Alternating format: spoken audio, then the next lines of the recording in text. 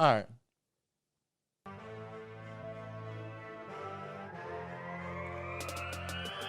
Ladies and gentlemen, welcome to Between the Green. A short hiatus, but I am back here in Shameless Plug LLC Studios. If you're watching on YouTube, you can see that. If you aren't watching on YouTube, well, you can hear that. It's just me today. Xavier's on break.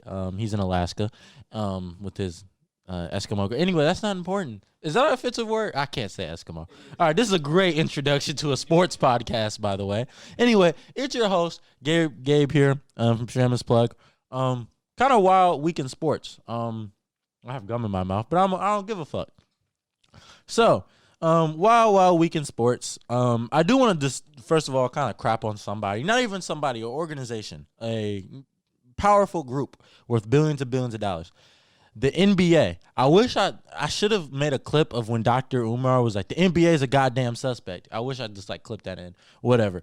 The NBA they had All-Star Weekend, and without getting into how I felt about All-Star Weekend, before the game even happened, two of the All-Star players, one guy who's the MVP so far, and I'll get to that as well later, and another All-Star player, Joel Embiid and Ben Simmons, couldn't go. They tested positive. Well, they didn't test positive. They were in close contact with a barber, works for the Sixers, who tested positive.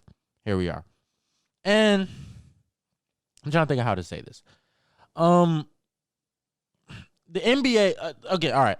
We're in a world right now with sports where none of these guys have been vaccinated. They're all at risk. We have to take precautions, which is fine. But that's just more of a reason you don't play unnecessary games. You play the games you need. I understand All-Star, it was just a game. It wasn't a whole weekend thing.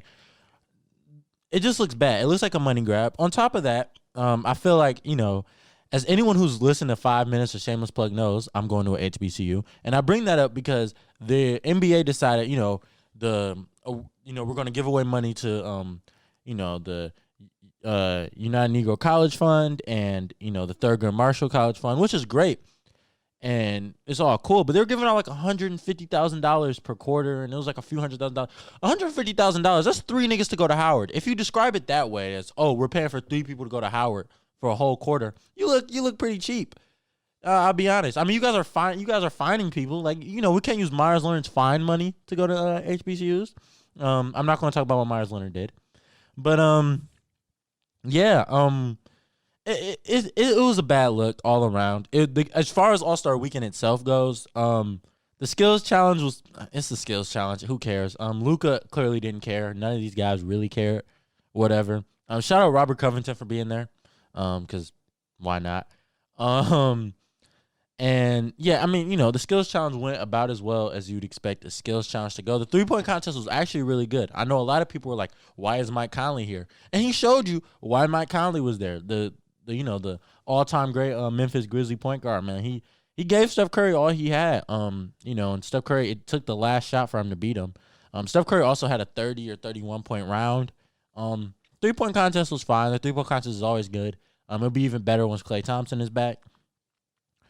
But before I even get to the game, I'll get to the game. Okay, the game it's the All-Star game. It was funny hearing. I think it was Reggie Miller talking about, the crowd sounds so loud. If it's only 2,500 here, but it feels like more. And they had to tell him live on air, it's because we're using we have artificial sound in the speakers.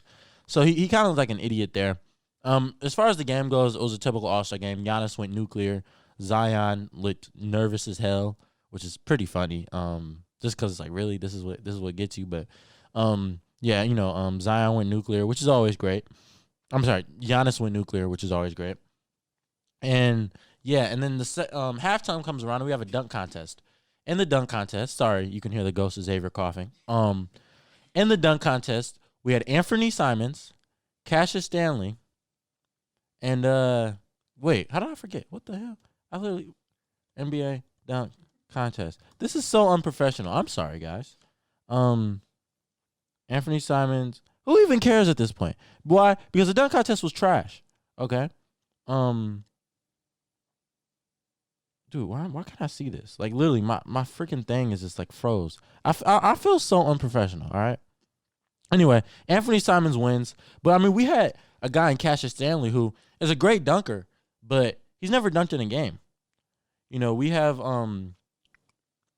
and like I think we've got the point now where because of social media, we know who can dunk, and it's Obi Toppin, the best player of those three probably. We're at a point because of social media, we know who can dunk without them having to do it in game. And it's getting to the point where guys who aren't stars are doing it, which is good and bad. I mean, Zach LaVine, and Aaron Gordon, they might have done it in the past anyway, but Zach LaVine's a star. He wasn't at the time quite, and Aaron Gordon's not a star. And, I mean, they put on probably the best slam dunk contest ever. They put on together between the two of them some of the best dunks we've ever seen.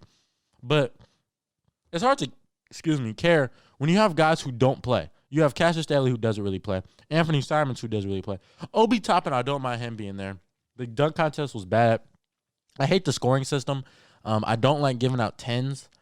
I like consistency. I don't like consistency. I don't like giving out 10s because we're getting to the point where it's like, okay, not all 10s are the same. If you give the first dunk a 10 and there's a better dunk, the best they can do is tie.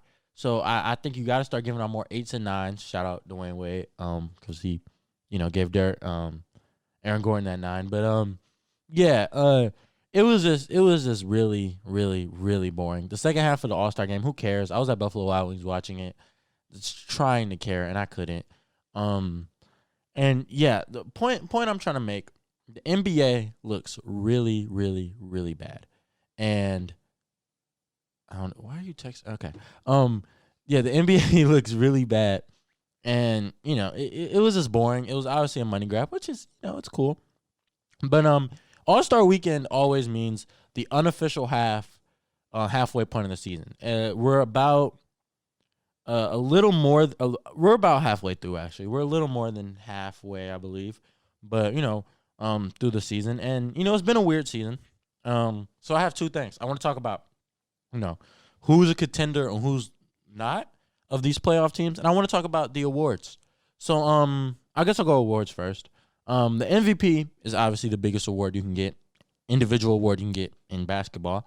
And, it's a lot of guys having great seasons. But I said it earlier and I'll say it again. Joel Embiid has been insane. 30 points a game, 11, about 12 rebounds, 3 assists, incredibly efficient. And he's, depending on who you talk to, the first or second best defensive big in the NBA. Add all that together, as well as Philly being great. He's the MVP. All due respect to Damian Lillard, who's doing everything he can, especially with CJ being hurt, Nurk's been hurt. You combine those two things. All right, the ghost of Xavier's up back there laughing about something.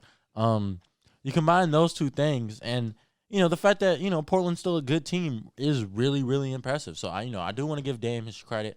LeBron is LeBron, but I'm not one of the people who are like, oh, LeBron deserves it every year, because there's been a couple years you could argue he deserved it that he didn't get it, but most of the time it was whether it was a Steph Curry winning it or a guy like that. That's it. Kawhi and PG have been good. Jokic has been good. I think they'll have to be better than they are. I know there was some Rudy Gobert MVP talks, but I think Embiid dropping like 40. I think it was 42 on them. I think that kind of quieted that down. Donovan Mitchell's been good, but no. I would love for Chris Paul to win it, but I just don't see a way. Harden's been great, but that team is so talented. Who cares? Giannis, the Bucks are worse than they've been. Yeah, Joel Embiid's the MVP. Defensive Player of the Year. It has to be Rudy. Best defensive team. He's anchoring the team. All due respect to Ben Simmons and Joel Embiid, who are arguably 2 and 3 in this. I got to give it to Rudy, man. He's always just a great defender. Inside, you can get in the arguments of how good of a defender is he come playoff time and against certain teams and guys who who are comfortable shooting mid-range jumpers, because he seems like he steps back on the pick and roll and he's willing to give that up. You can get into all those little arguments all you want. He's a really good defensive player. So yeah, I think he's there. Rookie of the Year. It's not even a question. It's LaMelo Ball. He is, to me, the most entertaining player. One of the most entertaining players in the NBA. Especially when he has it going. All of his assists are just really, really good plays. When he scores, he just the way he scores the ball. You see all these glimpses, and he's been better than I think anyone thought he would be coming right out. Like, he looks very comfortable, and he's just gonna get better as he gets more acclimated to, the NBA game.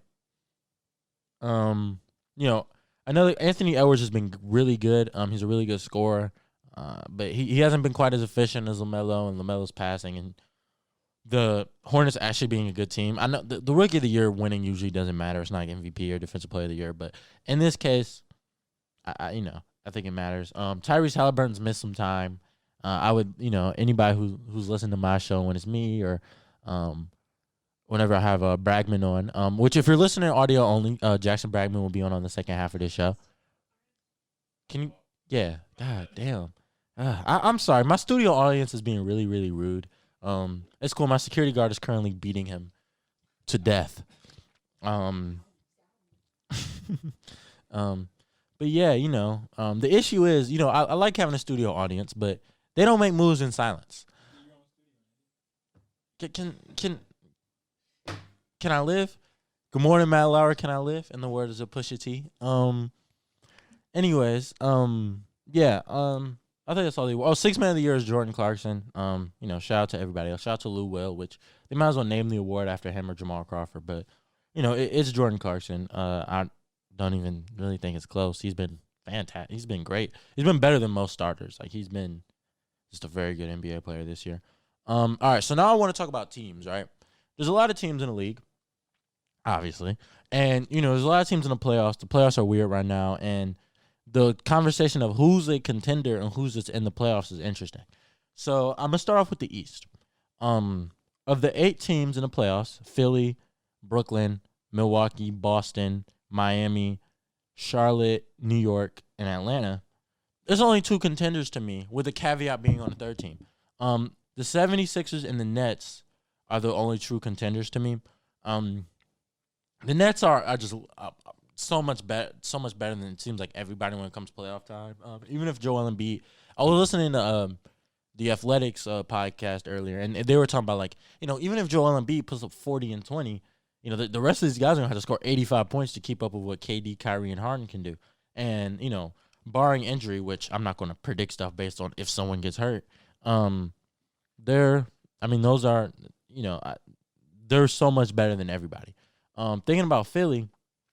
They're good. I think if they could somehow get Kyle Lowry, without giving up too much, aka without giving up Seth Curry, then I think they can really, really give Brooklyn some trouble. They're just one guy away. Tobias Harris is a guy I don't completely trust to be like really good in the playoffs, and against Brooklyn, you're gonna need another guy who can get you 25, and other teams have that. They don't. Milwaukee's the one team I do think there's a slight caveat with. They're good. I just don't. Again, there's something missing there. Getting Bogdan, if it wasn't for the tampering thing and they were allowed to get back Bogdan, that would have been great, because I think he would have been the guy to put them in this conversation. But Giannis is great. I think Philly can do what other teams have done with building a wall against Giannis and stopping him inside. Brooklyn cannot. Excuse me. And so Milwaukee's good. Drew Holiday's really good, but unless he has a playoff like he had against the Pelicans, or with the Pelicans, against the Blazers, some years ago, I don't see it. And I mean, if anybody can stop James Harden, it might be him, but you still got Kyrie and KD, so it's just not quite enough. Boston. I mean, I talked about Boston last week, and I talked about Miami. Barring a trade for the Heat, I don't see a way in which they can get back there. And, I do think they'll add another star eventually. They're just not quite good enough. The East is much better than it was last year. Now we get to the West. Of the Jazz, Suns, Lakers, Clippers, Nuggets, Blazers, Spurs, Mavericks, there's quite a few contenders. The Lakers are the obvious one. I think they're the general consensus favorite to make the finals. If I had to bet, that's who I'd bet on to make the finals in the West if they're all healthy. However, the health thing does scare me. And if Anthony Davis is just 85%, I do think some teams can give them trouble. The first team I want to say is the Jazz, obviously. I trust Donovan Mitchell to be – he's not a top 10 player, but we've seen him play like a top 10 player in the playoffs, especially against Denver. I trust him. Maybe he can have another series like that where he puts up like 30 a game. Mike Conley was an all-star. You still got Bogdanovich, you still got Joe Ingles, still got Jordan Clarkson. Obviously, Rudy Gobert can do stuff on both sides. That's a really good team. Royce O'Neal as well. So yeah, I do think the Jazz are still a contender. The Suns. So I trust Book and Chris Paul, and I like Cam Johnson. I like their pieces. I just think DeAndre Ayton would have to be really, really good for them to be a contender. I think they're a tough out in the playoffs, and they're a team nobody wants to play. Right now, they play the Spurs. They're a tough out in the playoffs, but they're just not quite there yet in terms of, really being a contender. They're really good though, and I do think they can give anybody problems. I just think they're a piece away, or Devin Booker getting even better away. But yeah, the Clippers are obviously a contender. I don't love their offense. They take a lot of pull up jumpers and tough shots, but that's still a team that could contend for a title. The Nuggets, not unless it will take two things for Denver, right? It would take Jamal Murray, being the Jamal Murray from the bubble, and I don't know if he has to bring his girlfriend back, inside joke, or what, but it'll take that bubble Jamal Murray, and it'll take Michael Porter Jr. being a 20-a-game guy, as well as Jokic being Jokic, which, that's the biggest guarantee there. That's three big things, and I think the Jamal Murray bubble thing, I just think being in the same place all the time, not having to fly, some guys really, really benefiting from that, and I think Jamal Murray is one of those guys. So I'm gonna say not. I'm not completely sold on them. The Blazers. I actually think the Blazers are a contender. If Nurkic is there and CJ's healthy, as well as Gary Trent playing the way he was playing and everything else, Carmelo Anthony's been great. You add all that together, Damian Lillard, it has the ability to just drop 50 a game. I think they could be anybody. I wouldn't bet on them to do it. I think they could be anybody. I think CJ's had some good playoff performances in the past. I remember that Game 7 against Denver a couple years ago. He was really good. And Gary Trent was really good in the bubble. They're a tough out, man. They're a really, really tough team. The Spurs, no, especially since they're getting rid of Aldridge. And the Mavs, no, not quite.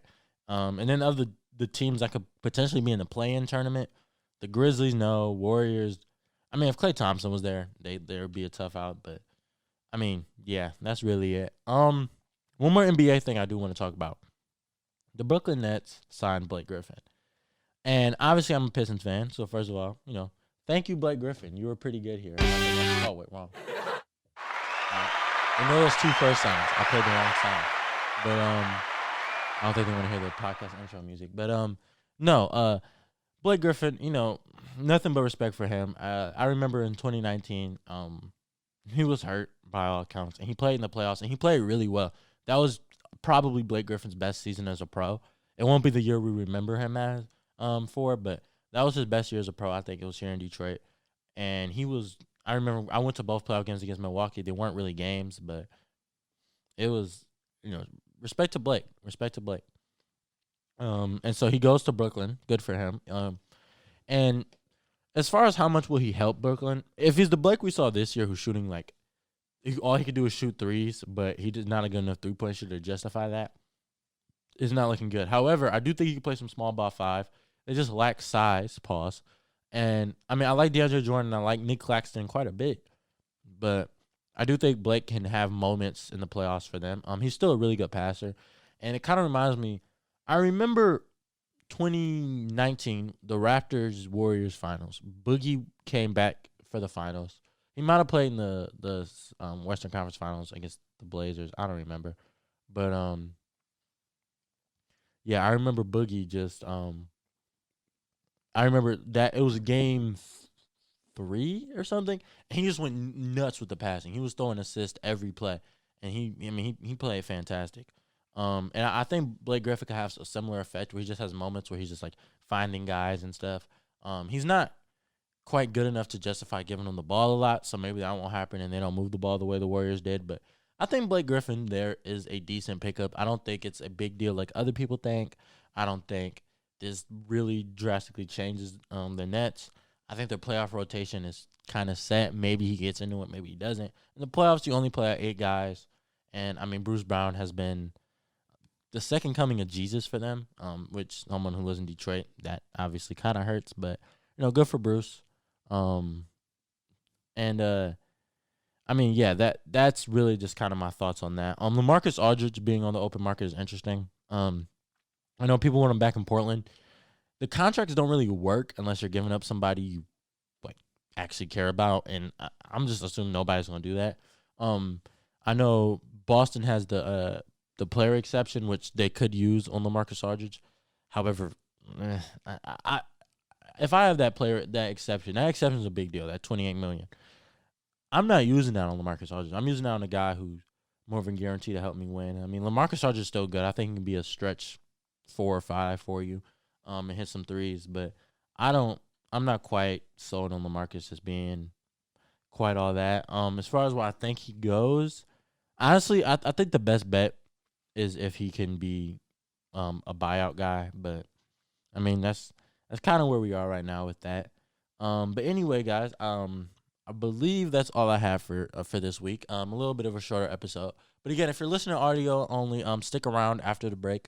Me and Jackson Bragman will have some NFL talk coming. And if you're watching on YouTube, feel free to go to Apple Podcasts, Spotify, whatever, and watch and listen to the rest of this. Or I don't care. Check out Shameless Plug, subscribe to the channel, all that good stuff. And yeah, have a good week. Peace.